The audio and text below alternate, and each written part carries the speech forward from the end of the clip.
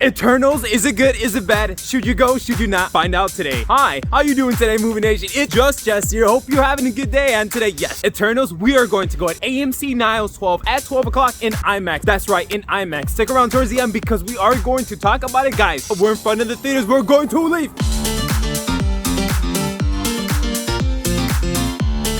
Eternals. Is this worth going in IMAX? Honestly, guys, that really depends on you. Now, if you're open to a different type of Marvel movie, new different take, more on the fantasy space realm, but then obviously, again, since this is phase 4, we've been entering the more atmosphere of the space other than Black Widow, because that was a prequel. So if you're open to that and you're like ready for a new Marvel experience that takes very different look and feel to the rest of the movies, then yeah, IMAX would be way to go. But I do want to tell you, there is 3 major fights. There is small battles between the flashback sequences, but the bigger sound, bigger atmosphere for the powers, especially as the costumes and the atmospheric of the new Eternals, I really feel like it really depends on you. If you're just like on the if of Eternals, because based on time of recording, look at the Rotten Tomato score. Yeah, the audience and critics are very divided. And between me, since I love movies and I love romance, I'm divided on this movie as well. And I will explain my reasoning. So if you're open to that, then yes. But first, what is Eternals? We're gonna have to stand up to talk about the 10 characters because they're all Eternals. So we're gonna stand up and talk about it. Okay, so we got 10 characters, and the reason why I'm standing is so I can show you exactly what they do. So first, we need some house music. Okay, let's go. So we got Fina, goddess of wisdom and battle combat strategies, and her fashion and her beauty. And I love how she summons her arms.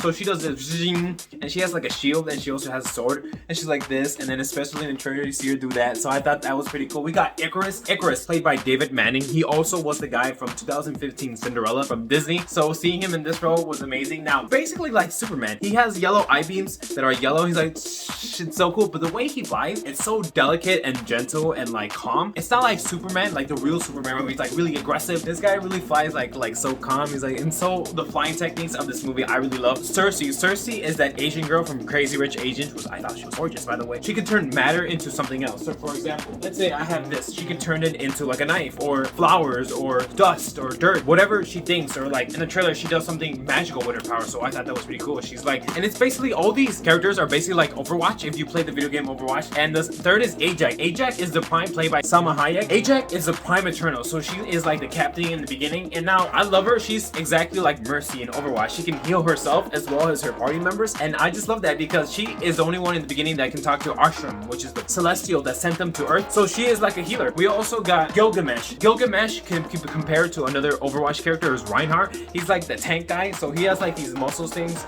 like these yellow things. He's like, and he basically uses his hands. He does his feet a little bit, but he's mostly a tank person from the team, which is awesome, like Overwatch. Druid, he does mind control, which is very like a good ability when it's put to good use. We got Kingo, Neo Kajami. I'm sorry if I'm botching his name. He has the pistols, so it's smashing like Overwatch, like Tracer, because he can go.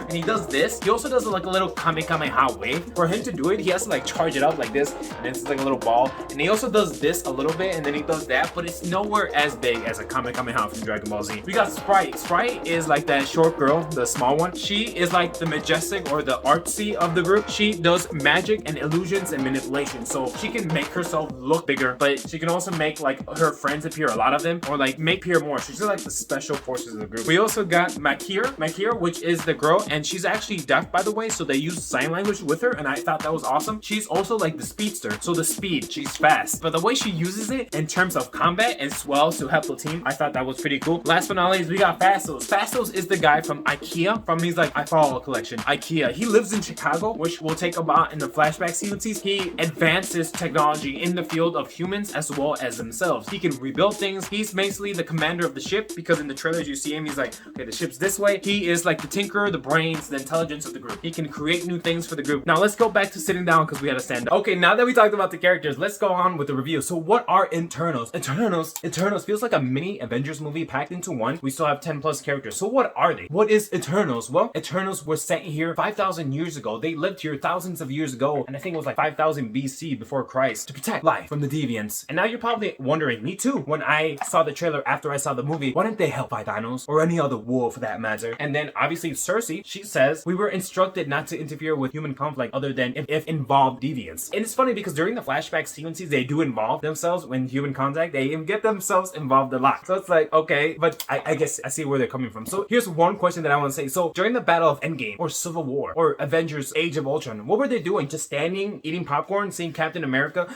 Captain Marvel, and Iron Man get their asses beat by Thanos and Thor too? Like, what were they doing during the battle? Maybe they got blipped away, but what if they didn't? They were just watching. We can't interfere, but we can watch. It's like, what?